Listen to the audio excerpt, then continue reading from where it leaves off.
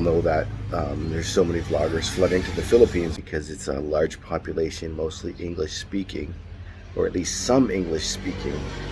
And then you also have that ability to easily clickbait the locals. They are very easy to listen to foreigners. They want to see what foreigners are doing in the country. And when they do that, they can make more money, right? So the vloggers are after influence, quick channel building influence. So then they can get 100,000 subs or whatever, and then they can actually go and say, hey, I can stay for free. I want to stay for free in all these places, and really have their travels paid for. That's what they want. For a while there, it was very lucrative. Just ask the juicy vlogger making it happen. Finn Snow, all these other ones. But now it's become a real saturated market, especially now since the Philippines has opened up again. The whole travel vlogger in the Philippines market is completely at the saturation point. Now, these vloggers are still getting lots of views, but that initial bump is not the same as it used to be.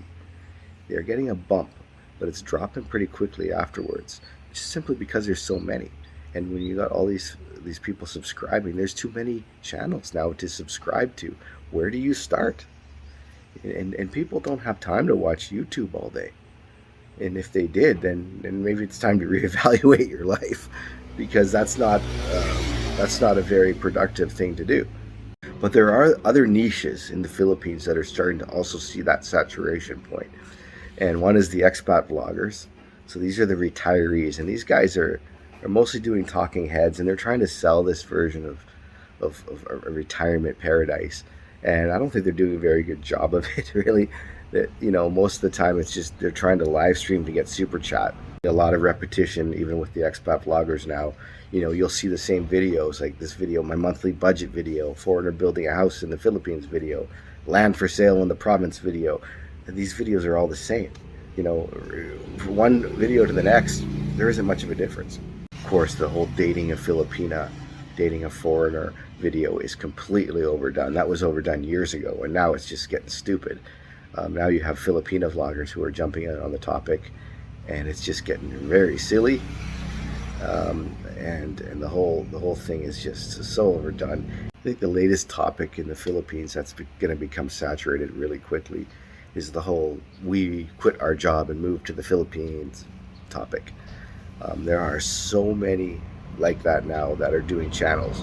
These people are way too young to retire, so it makes you wonder, what were they doing in their country that was so bad that they had to quit and leave? I guess their careers back home weren't anything special.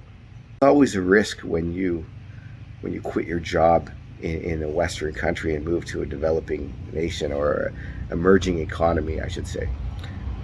And they'll say they quit their job. Okay, fine, you quit your job, but what are they going to do for money? They're too young to retire. They're not going to be on a pension. What are they going to do for money? So what they don't tell you is they probably have some online work, or else they would not be able to stay here.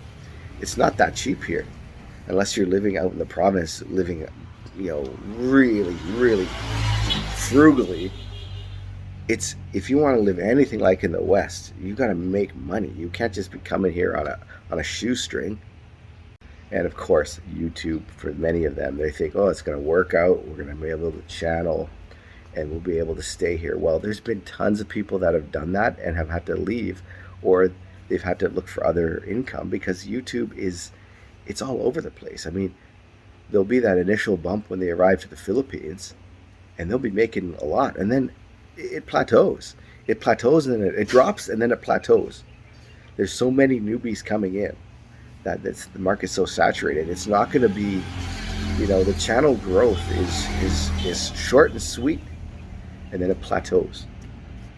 Of course, if they're coming here on the proper visa and paying taxes, there's nothing wrong with that, as long as they're doing it the right way and they're not trying to scam and e-beg and all that. There's really nothing wrong with that.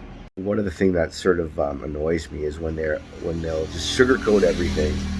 They won't tell you the big picture. It's not that easy. It's not so easy to live in a new country like this. It's not that easy. They'll do these vlogs like, oh, this is paradise. We'll be sitting at a pool or at a beach. Great. Show both sides. Show both sides. Then you're more genuine. Don't be a bullshit artist. And there are enough of those already in the Philippines. And now this new batch, that's sort of the we quit our jobs and moved to the Philippines group. They are almost as bad as the pinoy baiters. In many cases, they become complete pinoy baiters, and they just sugarcoat everything. And that's the way they think they can just get clicks. Well, that market is super saturated already. And what's going to happen now is they're going to find out that they're going to get that Philippine bump, and then they're going to end up plateauing. And it's not that easy, unless they do have something online. If they do, that's great. Good for them. But just relying on YouTube, I think that's a big risk. To quit your job and then just move to another country, you better have a lot of savings. If you're coming here with nothing, you're probably not going to make it. In some cases, sure, they might have rich families that can help them out. Look at someone like Finn Snow. He's come from a rich family, and now he came here as a travel vlogger. He came here and started pinoy baiting, but now he's really changed. Actually, I mean, his vlogs have gotten a lot better. His underwater stuff is fantastic. And he still does some pinoy baiting here and there, but he's on the proper visa. He's paying taxes. His underwater vlogs are spectacular. I mean, and this guy is so much better than all these other pinoy baiters, all these noobs. I mean, these noobs are terrible. And Finn Snow is like James Cameron compared to these other idiots coming in. I mean, they're just terrible. All the same, right? And I think once they all start coming, they're already here. In a lot of cases, more and more come. The fad is going to die pretty quickly. A vlogger called Adam and Jane's Lifestyle Vlogs. They moved from the UK to the Philippines, and of course their channel exploded. A lot of times these vloggers won't tell you they got something else going on, because they can't just rely on YouTube. For the most part, for the vast majority of people, it's not going to be enough. Another one is this Philippines life. They were living, I think they're a Canadian couple, they were living in Albania. They were getting nothing for views in Albania. I think they traveled to Southeast Asia before that. They were getting, a few thousand views here and there. They went to Albania, got nothing for views, decided to move to the Philippines, and of course now they're getting tons of views. But they're doing like vlogs every day, and it's going to become stagnant.